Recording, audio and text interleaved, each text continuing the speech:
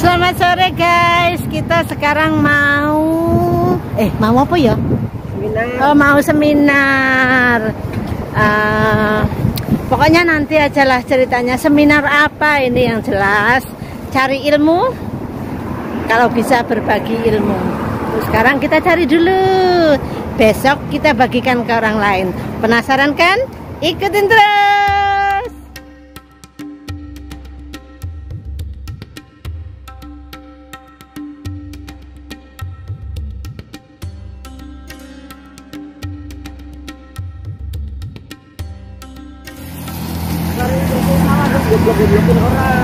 Bu Deni, aku itu tadi menunggu dirimu loh di kamar mandi lama. Kenapa sekarang aku ditinggalkan begitu saja? Ini targetku, guys.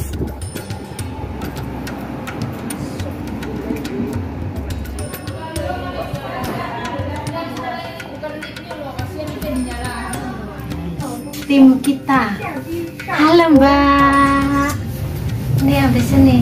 Yeay. Aku sing paling cantik ternyata.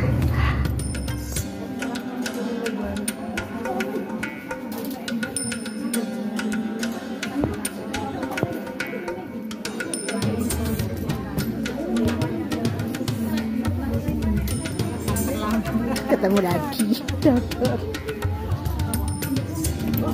Orang oleh ngerumpi. Ayo. Iya.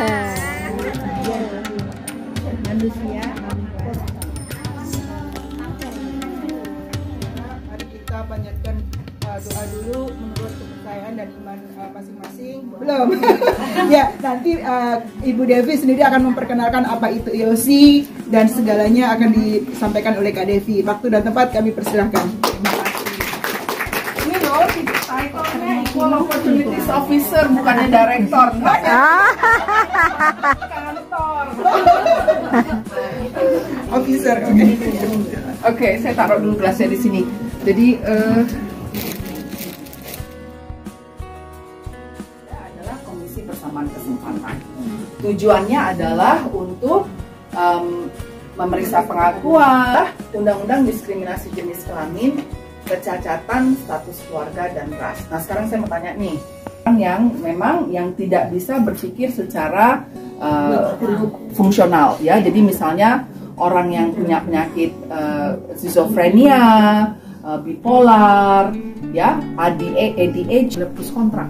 Tetapi dari Undang-Undang Diskriminasi Kecacatan, dalam proses pelamaran kerja, dalam proses bekerja, dalam proses pemutusan kontrak, sakit kita, kecacatan kita, keluarga, bener nggak? Gimana melihara keluarga waktu kita di Hong Kong? Diskriminasi jenis kelamin, ya, yang melarang diskriminasi berdasarkan jenis kelamin, status perkawinan, kehamilan karena menyusui, pelecehan karena menyusui, dan juga pelecehan karena pelecehan seksual, ya. Enggak berlaku di semua area, ya kan? Tetapi berlaku di bank, di sekolah, di tempat kerja, di restoran, di pasar, gitu kan. Hak memilih dan dipilih kalau bergabung di organisasi, kan, misalnya, kamu kamu belum nikah. Orang secara kurang baik dibandingkan orang lain dalam situasi yang sebanding. Kalau yang berdasarkan seks diskriminasi, berdasarkan gender, status perkawinan, kehamilan, sama karena orang itu menyusui.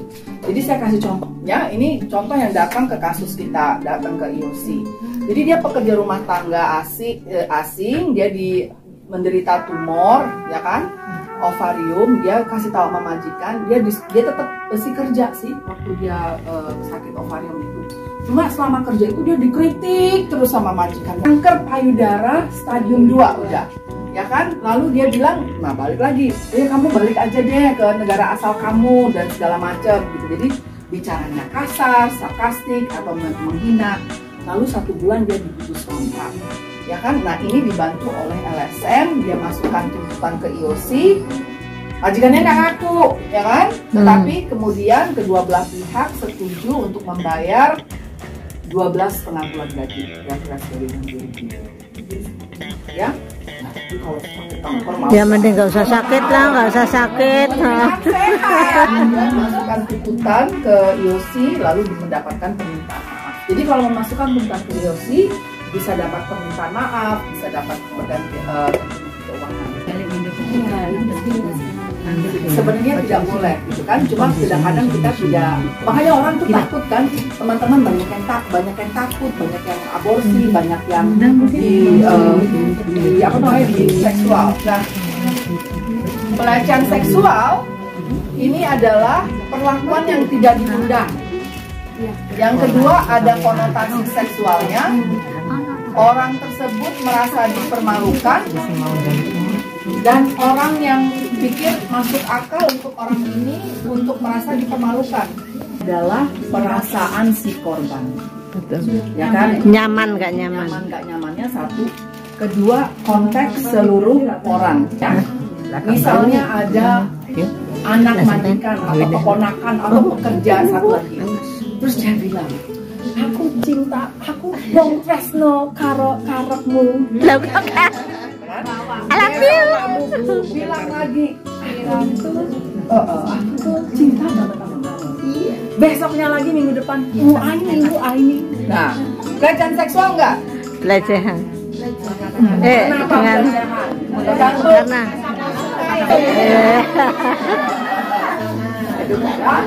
pokoknya kalau seneng sama seneng enggak. Kalau yang pernah, cuma begini. Balik lagi adalah kalau ini terjadi karena kan undang-undang ini hanya berlaku kalau ini adanya di Victoria Park, ya tidak bisa laporin di IOC.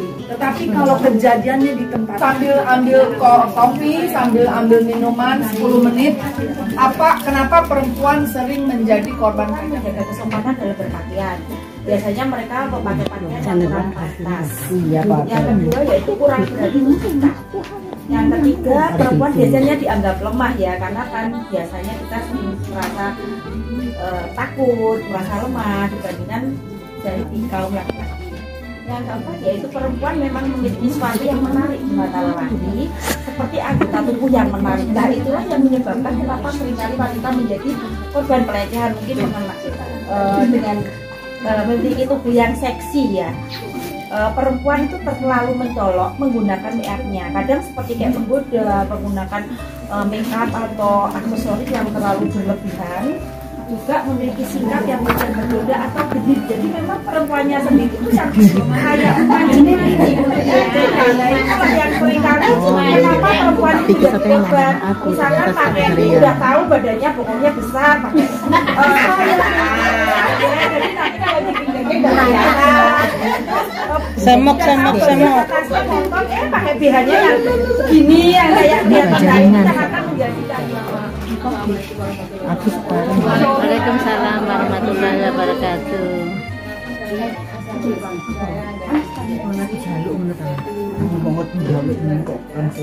Di sini hasil diskusi kami adalah yang pertama tidak bisa melindungi diri sendiri. Contohnya kita pakai baju yang terlalu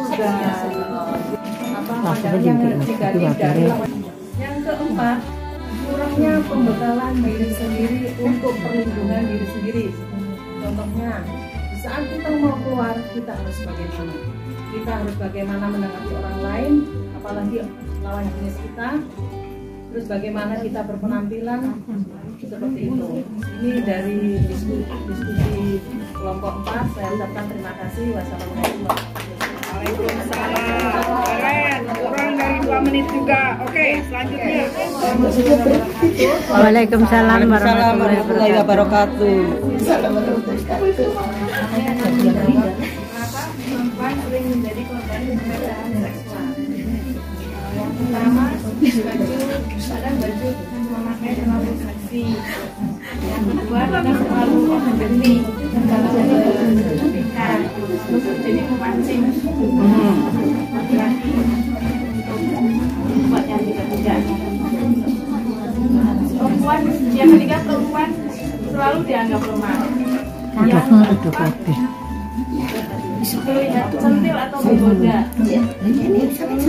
Yang kelima, kadang selalu ingin terlalu apa, tampil klasik dan lemah lembut. Nice.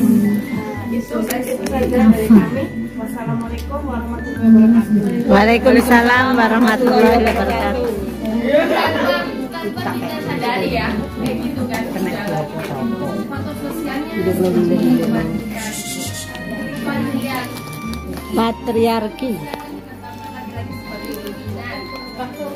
Belum. dan asik, dan juga kurangnya kesadaran dan edukasi tentang hak-hak wanita. Kedua, faktor psikologis yaitu kekerasan dan agresi sebagai bentuk ekspresi kekuasaan. Perempuan juga akan pemalu, dia juga lemah, tidak bisa menolak terkadang jika ada dalam situasi yang seperti itu. Ekonomi, ketergantungan ekonomi. Perempuan cuma kosan. Enak loh. Yang film.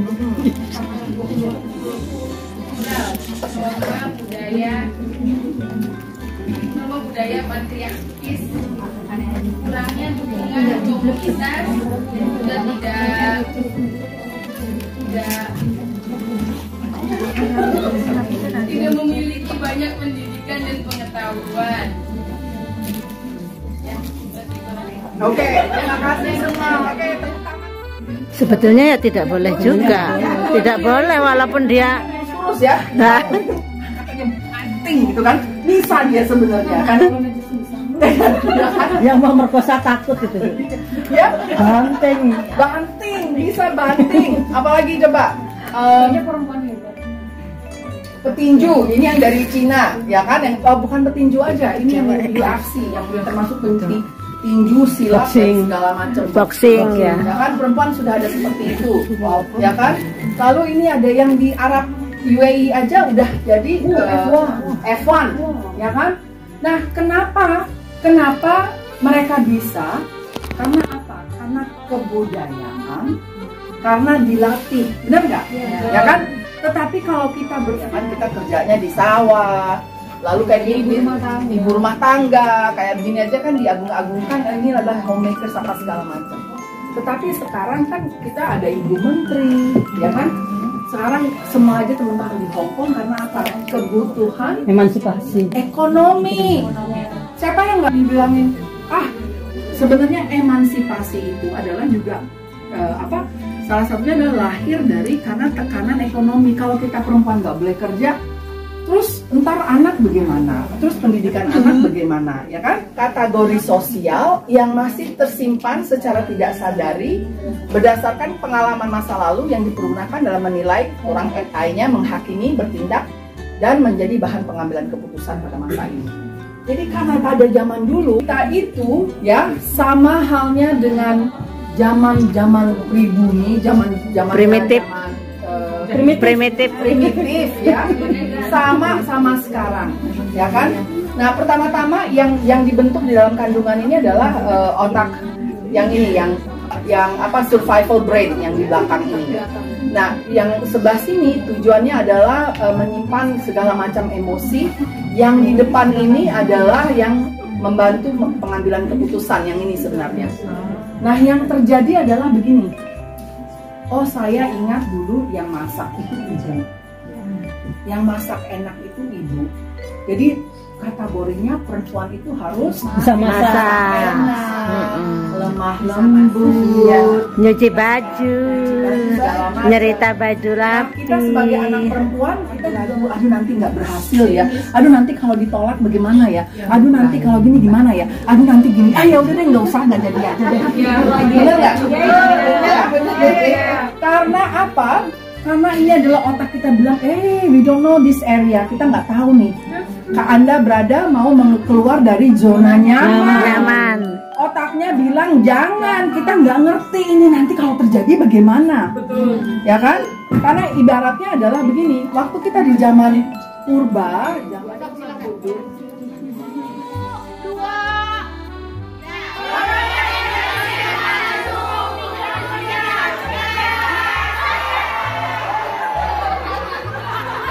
Sebentar cahayanya. Yuk cantik semuanya, 1, 2, 3 video.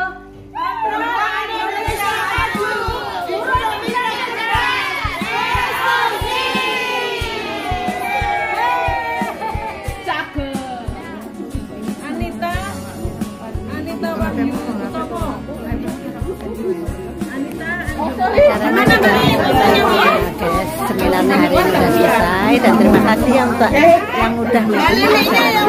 Ingat jangan lupa like, komen, subscribe dan juga share video ini ke sosial media kalian semua. Sampai jumpa.